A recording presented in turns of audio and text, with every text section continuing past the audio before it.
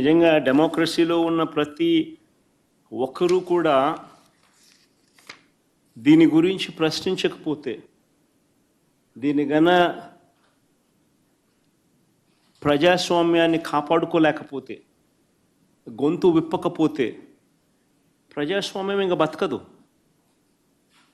అధికారంలో ఉన్న పార్టీ ఈ మాదిరిగా ఎన్నికలు నిర్వహిస్తే ఎన్నికలు అన్నది ఇంకా హాస్యాస్పదమే అవుతాయి. ఎన్నికలు పెట్టాల్సిన ఎన్నికలు ఇంకా ఏం జరపాల్సిన పనులా, ఇంకా మన ఇష్టం గుద్దుకోవడమే. కానీ ఎన్నిక అని చెప్పాల్సిన పని కూడా. రాష్ట్రంలో ముఖ్యమంత్రి స్థానంలో ఉన్న చంద్రబాబు నాయుడు గారు నిజంగా అందరికన్నా బాధ, అన్నిటికన్నా బాధ ఆయనతో చేతులు కలిపి అంటగాగుతా ఉన్న తన ఎల్లో మీడియా.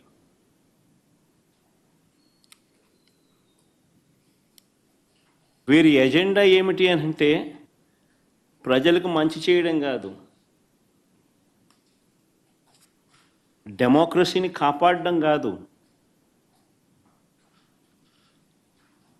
ప్రజలకు పాలకులు మోసం చేస్తే వాటిని ప్రశ్నించడం కాదు, దోచుకో పంచుకో తినుకోలో అందరూ భాగస్వాములు కావడం, ఇది వారి ఎజెండా. సిగ్గుపడాలి నిజంగా ప్రజాస్వామ్యం అంతా కూడా.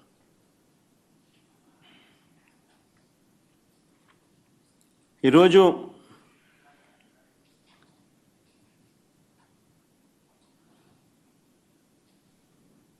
ఎంత దారుణంగా వీళ్ళు ఎన్నికలు చేశారు, ప్రజాస్వామ్యాన్ని ఎంత దారుణంగా వీళ్ళు కూని చేశారన్నది ఈ రెండు ఎన్నికలు ఉదాహరణగా నిలబడతాయి. నేను కొన్ని సన్నివేశాలు చెప్పుకుంటూ పోతాను, సో దట్ అసలు ఎన్నిక అనేది ఎలా జరిగింది అన్నది కూడా రాష్ట్ర ప్రజలందరికీ కూడా అవగాహన అన్నది వస్తుంది. బందిపోటు దొంగలు ఉంటారు చూసినారా, డెకాయిట్స్. ఇంతకుముందు ఏదో ఏం వ్యాలీ అది, చంబల్ వ్యాలీ అని వింటా అంటే ఈరోజు నిజంగా దాన్ని మరిపించినారు. బందిపోట్లకు మించి చంద్రబాబు నిన్న పులివెందుల రూరల్ జెడ్పీటీసీ ఓట్లను దౌర్జన్యంగా వేసుకున్నాడు. సాక్షాత్తు పోలీసులు దాన్ని దగ్గరుండి ప్రోత్సహించారు.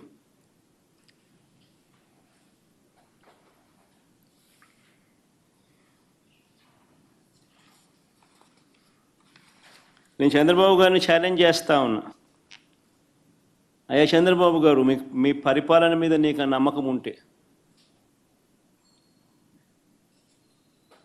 మీరు మంచి చేశారు ప్రజలకు అన్న విశ్వాసం మీలో ఉంటే, ప్రజలు మీకు ఓటు వేస్తారు అన్న నమ్మకం మీకుంటే,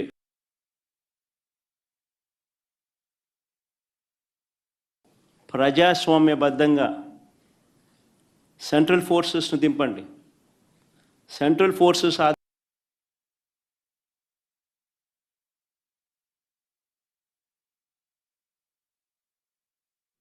ప్రజాస్వామ్యబద్ధంగా ఎన్నికలు జరిపించండి.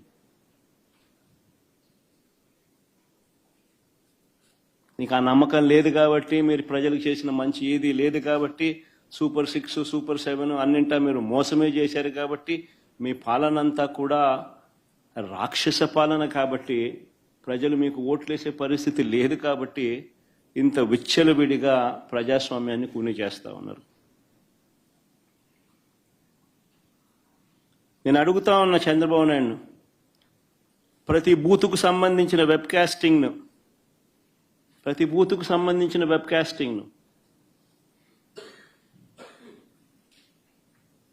వైఎస్ఆర్సీపీ అభ్యర్థులకు ఇచ్చే ధైర్యం మీకుందా అని అడుగుతా ఉన్నా.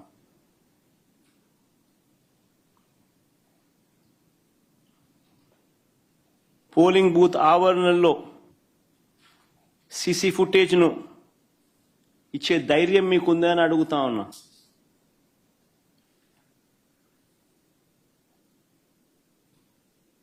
ఎవరెవరు బయట నుంచి వచ్చి ఎలా ఓటేశారో